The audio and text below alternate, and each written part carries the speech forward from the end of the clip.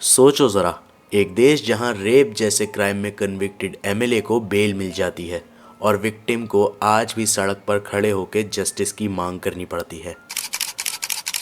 ये बात है उन्नाव रेप केस की। फॉर्मर एमएलए कुलदीप सिंह सेंगर, जिसे कोर्ट ने लाइफ सेंटेंस दी थी, आज उसकी सेंटेंस अपील पेंडिंग बोल के सस्पेंड कर दी गई। मतलब जब तक केस चलेगा वो बाहर रहेगा।